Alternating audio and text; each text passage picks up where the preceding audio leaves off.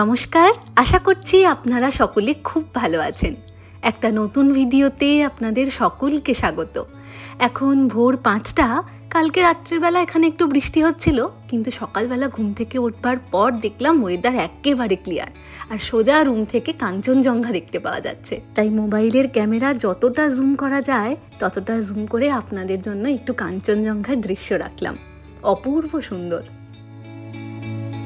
আমরা দুজনেই রেডি হয়ে গিয়েছি। আজকে আমরা পেলিং থেকে আবার রংপুরতে ফিরে যাচ্ছি, কিন্তু যাওয়ার পথে কিছু সাইট সিন রয়েছে যেগুলো আমরা দেখব। তারপর ওই সন্ধ্যেবেলার মধ্যে রংপুরতে পৌঁছে যাব। যাওয়ার আগে একবার রুম থেকে কাঞ্চনজঙ্ঘা দেখে নিতে এসেছি।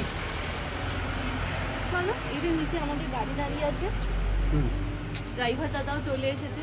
রাস্তাতেই ব্রেকফাস্ট করে নেবো। অল্প একটু শুকনো মুড়ি খেয়ে নিয়েছি বেরোবার আগে, ওষুধও খেয়ে নিয়েছি একটা। এবার রওনা দেওয়া যাক। এখন 8:15 বাজছে, এখন রওনা দিতে হবে। চলুন, রওনা দিয়ে দিয়েছি। রাবাংলার মতন পেলিংও কিন্তু অসম্ভব সুন্দর একটা জায়গা।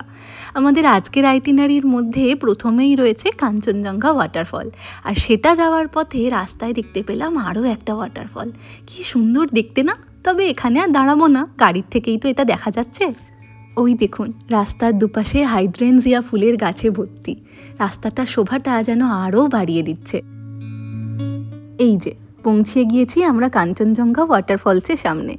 এটা সিকিমের রামটেকের কাছে অবস্থিত, আর পেলিং থেকে দূরত্ব হচ্ছে 30 কিলোমিটার। আমাদের আসতে প্রায় ওই 1 ঘন্টা 15 মিনিট মতন সময় লাগলো। আমরা এখন দাঁড়িয়ে আছি ওয়াটারফলসের ভিউ পয়েন্টটার কাছে। এর দুপাশ দিয়ে দেখলাম দুটো সিঁড়ি উপর দিকে উঠে যাচ্ছে। একটা সিঁড়ি দিয়ে গেলে ওপরে জিপলাইনিং করানো হচ্ছে, সেখানকার কাউন্টার রয়েছে। আর অন্য সিঁড়ি দিয়ে গেলে একেবারে ওয়াটারফলের সামনে পৌঁছানো যাবে। তার জন্য এখানে পার পারসন ওই 20 টাকা করে টিকিট খরচা পড়ছে। আমরা তো একেবারে সকালবেলা বেরিয়েছি, মানে এখানে পৌঁছাতে ঘড়িতে এখন 10টা বাজে। সেই জন্য দেখলাম এখানে ভিড়টাও একটু কম, আর কাউন্টারগুলো সবে মাত্র খোলা হচ্ছে। জলটা কি অসম্ভব সুন্দর, কাঁচের মতন পরিষ্কার দেখুন। আর জানেন, প্রায় 90 দশক অবধি এই কাঞ্চনজঙ্ঘা ওয়াটারফলসের কেউ কোনো ঠিকানা জানতো না। হঠাৎ করে একদিন এখানকার স্থানীয় একজন বাসিন্দা এই ওয়াটারফলসের আবিষ্কার করেন। এই এত বড় ওয়াটারফলসের উচ্চতা হচ্ছে প্রায় 100 ফুট।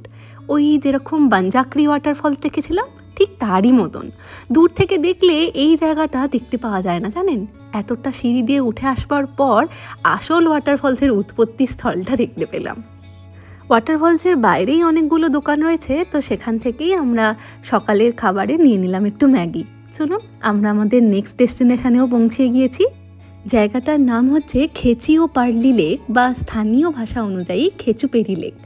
এখানে ঢোকবার জন্য এন্ট্রি ফিস লাগলো আমাদের 30 টাকা করে, আর গাড়ির জন্য পার্কিং চার্জ হচ্ছে 20 টাকা। ভিতরে ঢোকবার সাথে সাথেই দেখলাম একটা ছোট্ট মনেস্ট্রি মতন বানানো রয়েছে, আর তার অপোজিট দিকেই একটা ছোট্ট পুকুরের মতন তৈরি করা রয়েছে। সেখানে অনেক মাছ রয়েছে, তবে আগে লেকের কাছ থেকে ঘুরে আসি, তারপর ওই জায়গাটাতে যাব। জায়গাটার আসল নাম নেপালি ভাষার খাচোট পার্লি, কথার অর্থ হলো পদ্ম সম্ভবের স্বর্গ। আর সত্যিই দেখুন, জায়গাটা কি অসম্ভব সুন্দর। চারপাশে ঘন বন জঙ্গল দিয়ে ঢাকা, আর তার মাঝখান দিয়ে সরু একটা পাহাড়ি রাস্তা চলে যাচ্ছে লেক অবধি। এখানকার স্থানীয় বাসিন্দারা এই খেচিও পার্লি লেককে ইচ্ছা পূরণের লেক বলেন। তাছাড়াও তারা বলেন যে এই জঙ্গলে যত পাখি রয়েছে তারা নিজেদের ঠোঁট দিয়ে এই লেকের জলকে পরিষ্কার করে রাখে।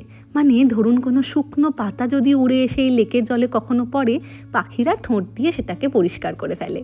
লেকের পাশ দিয়েই দেখলাম একটা পাহাড়ি রাস্তা উপর দিকে উঠে যাচ্ছে। অনেকে বলছেন যে উপরে একটা গুহা রয়েছে, আবার কেউ কেউ বলছেন ওপর থেকে নাকি লেকের জলকে আরও সুন্দরভাবে দেখতে পাওয়া যায়। আমরাও খানিকটা দূর গিয়েছিলাম, কিন্তু আর সবটা উঠতে পারলাম না। এখান থেকেই অসাধারণ সুন্দর লাগছে ভিউটা। লেকের জলকে আর সরাসরি স্পর্শ করা যায় না, কিন্তু দেখলাম এখানে খুব সুন্দর একটা ব্যবস্থা করা রয়েছে। ওনারা বালতি করে লেকের জলকে ধরে রেখেছেন। আপনি চাইলে ওখান থেকে নিজের হাত ধুয়ে কিছু প্রার্থনাও করে আসতে পারেন। ঘড়িতে এখন দুপুর 1:30। চলে এসেছি আমাদের আজকের নেক্সট ডেস্টিনেশন, যেটা আজকে সকলের শেষ ডেস্টিনেশন, পেমায়াংসে মনেস্ট্রি। এটা সিকিমের যতগুলো প্রাচীন মনেস্ট্রি রয়েছে তার মধ্যে থেকে একটা। 1715 খ্রিস্টাব্দে সিকিমের রাজা এই মনেস্ট্রি স্থাপন করেন। ওই যে দূরে দেখা যাচ্ছে এটাই হচ্ছে রাবদিনসি রুইন্স।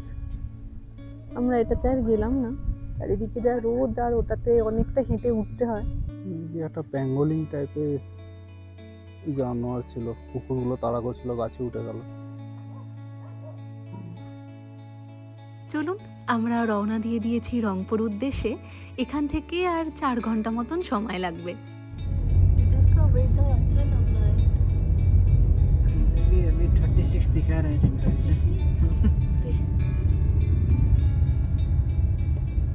सिक्किम का सबसे गर्मी जगह यही है, चौथांग। ঘড়িতে এখন দুপুর 3টে বাজে। রাস্তায় অনেকগুলো খাবার দোকান পেয়েছিলাম, কিন্তু সেখানে ম্যাগি আর মোমো ছাড়া আর কিছুই অবশিষ্ট নেই। তাই ড্রাইভার দাদা বললেন মেল্লির কাছে গিয়ে হোটেল প্রধান বলে একটা দোকান আছে, সেখান থেকেই আমরা দুপুরের লাঞ্চ করব। এই যে রাজার ঠান্ডা ঠান্ডা লাস্সি চলে এসেছে, এতটা রোদে আসবার পর ঠান্ডা লাস্সি। আর তার সাথে আমরা নিয়েছি একটু ফ্রায়েড রাইস আর চিলি চিকেন। এখানকার ফ্রায়েড রাইসটা দেখুন, ছোট্ট ছোট্ট চালের ভাতের মধ্যে এনারা সুন্দর করে ডিম ছড়িয়ে দিয়েছেন। আর চিলি চিকেনটা আমরা একটু ড্রাই নিয়েইছি, আর যেহেতু সিকিমে আছি তাই কমপ্লিমেন্টারি মোমো চাটনিও রয়েছে। দারুণ, অলরেডি একটা আমার খেয়ে নিয়েছি, ভালো লাগছে। थैंक यू मार्कस भैया, बहुत अच्छा घुमाया आपने। अगर किसी को सिक्किम आना है तो आपको कॉल करने से आप देख लेंगे ना? मेरा नाम मार्कस। हाँ, नंबर बोल दीजिए।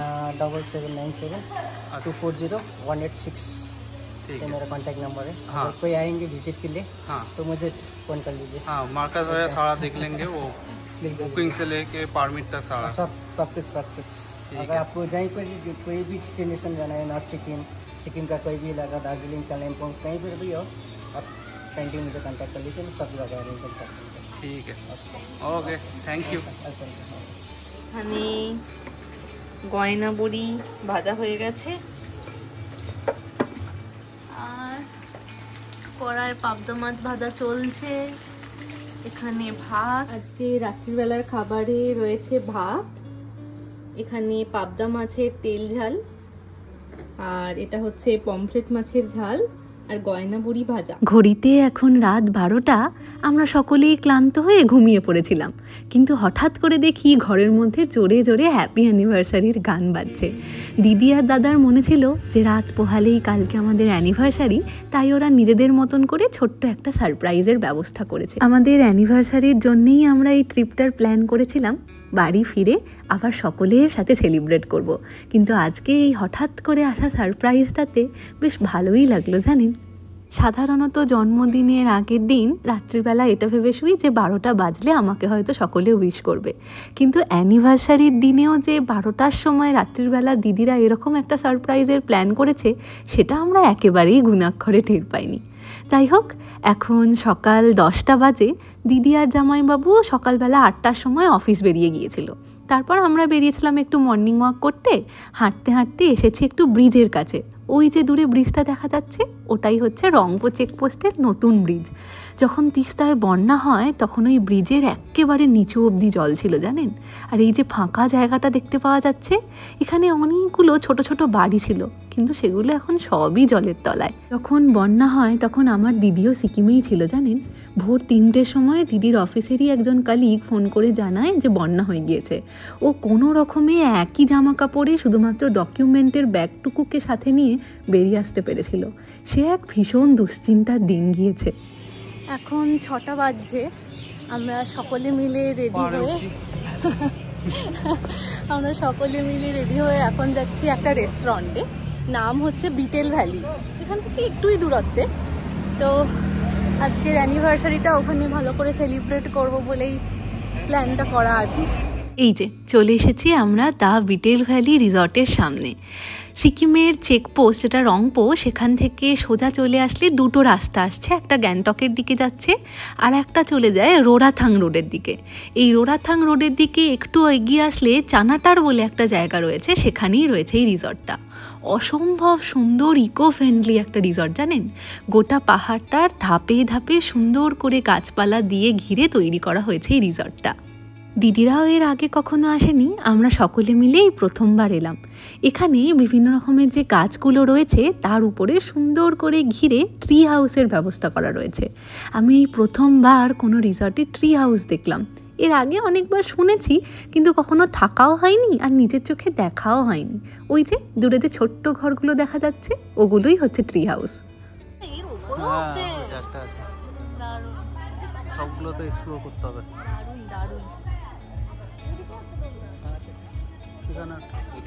ওপরটা একবার দেখে আসি, চল আগে ঘুরে আসি।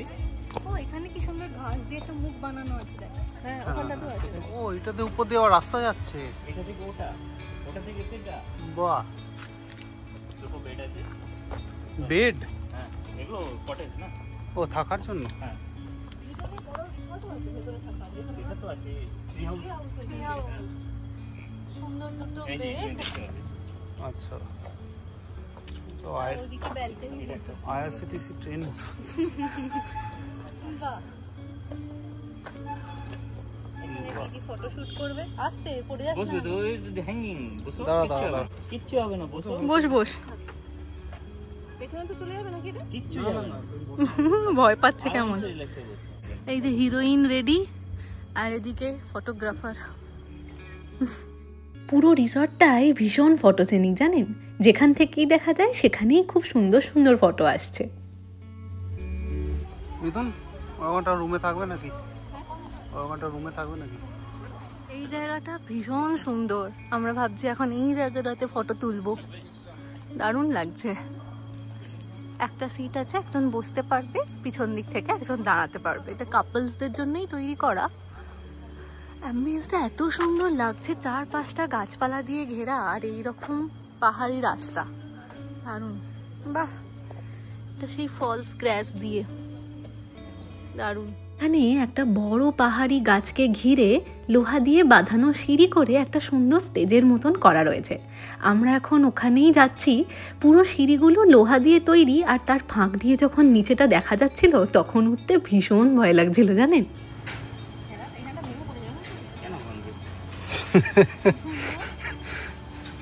আচ্ছা, এটা দিয়ে আবার ওদিকে যাওয়ার জন্য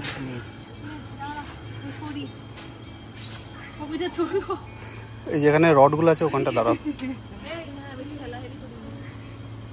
রডটার উপর দাঁড়াও মিথুন। হ্যাঁ, রিসর্টের যে রেস্টুরেন্ট এরিয়াটা রয়েছে তার মধ্যে কিছু সিট বাইরে বসার ব্যবস্থা করা রয়েছে আর কিছু ভিতরে। আবার কিছু কিছু দেখছি এইরকমই গাছের উপর দিয়ে উপরে স্টেজের মতন করে বসার জায়গা করা রয়েছে। তবে আজকে আমরা ভিতরেই বসছি কারণ বাইরে আকাশটা একটু মেঘলা হয়ে রয়েছে, যখন তখন বৃষ্টি আসতে পারে। আমাদের এন্ট্রি দিতে হয়েছে না? এন্ট্রি কিরকম পড়লো entry charge? Each 50 rupees. Swimming এর জন্য 150 টাকা। আচ্ছা, সুইমিং এর জন্য আলাদা করে 150 দিতে হয়েছে।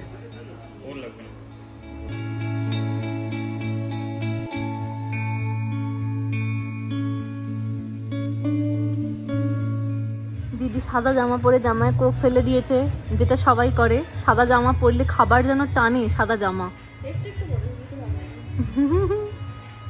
ঠান্ডা খাবারকে গরম করে খাচ্ছে। ভালো। আমাদের স্টার্টার চলে এসেছে। এখানে রয়েছে গোল্ডেন ফ্রাইড প্রন আর তার সাথে রয়েছে মেয়োনিজ। আর এদিকে একটু ড্রামস অফ হেভেন নিয়েছি। আর মেন কোর্সে রয়েছে একটু egg chowmein, egg fried rice আর চিলি ফিশ। চলুন এবার সকলকে সার্ভ করে দিয়ে আমরাও খাবারটা খেয়ে নিই। আজকের ভিডিওটা তাহলে এখানেই শেষ করছি। আজ তাহলে আসি, আবার আসবো নতুন একটা ভিডিও নিয়ে। ততক্ষণ সকলে সুস্থ থাকবেন, সচেতন থাকবেন আর সকলের খেয়াল রাখবেন।